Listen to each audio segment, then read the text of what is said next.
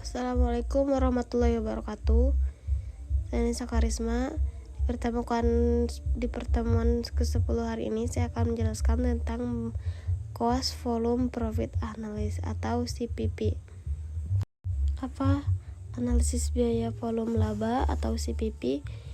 Analisis biaya volume laba atau CPP dikenal sebagai analisis titik impas, berupa menentukan titik impas untuk berbagai volume penjualan dari struktur biaya yang diplot pada grafik volume laba yang dapat berguna bagi manajer yang membuat keputusan bisnis jangka pendek dan jangka panjang.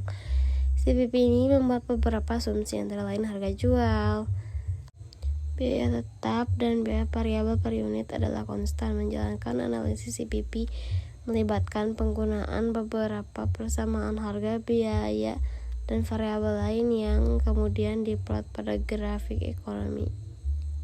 Rumus CPP dapat menghitung titik impas. Titik impas adalah jumlah unit yang baru dijual atau jumlah pendapatan penjualan yang harus dihasilkan untuk menutupi biaya yang diperlukan untuk membuat produk. Rumus volume penjualan titik impas sama dengan volume penjualan impas sama dengan C dikali M dikali F. Sedangkan CDI ada di mana FC sama dengan biaya tetap. Sedangkan untuk CDI ada di mana FC sama dengan biaya tetap. C M margarin berkontribusi pada penjualan sama dengan penjualan biaya dikurangi biaya variabel. Pertimbangan khusus. Analisis CPP hanya dapat diagendakan atau diandalkan jika biaya ditetapkan dalam tingkat produksi tertentu. 10 unit yang diproduksi diasumsikan terjual dan seluruh biaya tetap harus stabil dalam analisis CPP.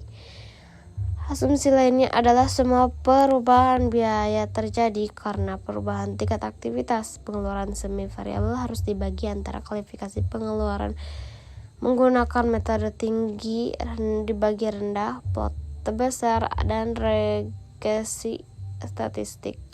Bagaimana analisis biaya volume laba atau CPP digunakan?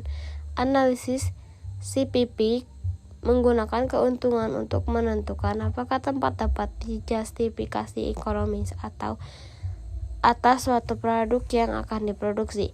Margin keuntungan target ditambah ke volume penjualan impas, yaitu jumlah unit yang perlu dijual untuk menutupi biaya yang diperlukan untuk membuat produk dan mencapai target volume penjualan yang diperlukan untuk menghasilkan keuntungan yang diinginkan.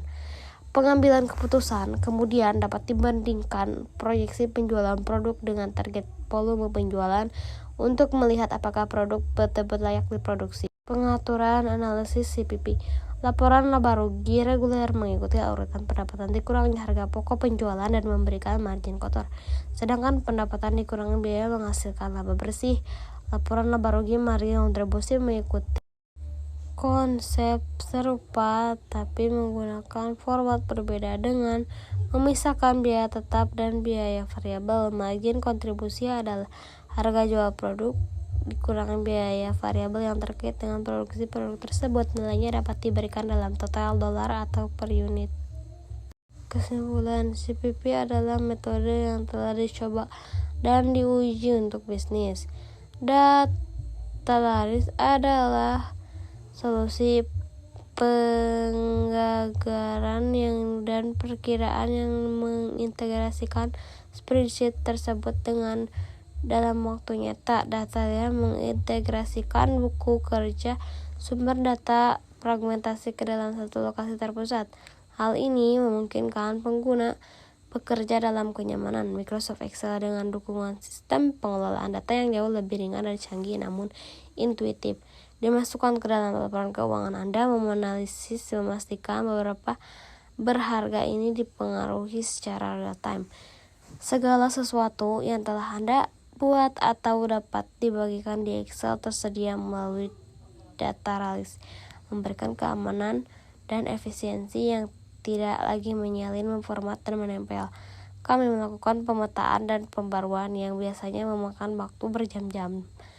Dan sistem melakukan pembaruan secara otomatis. Misalnya, analisis CPP sederhana secara otomatis diperbarui dalam persentase PDF secara real time melalui Dataralis. Nah, itu dia beberapa paparan tentang CPP. Mohon maaf bila ada kekurangan. Wassalamualaikum warahmatullahi wabarakatuh.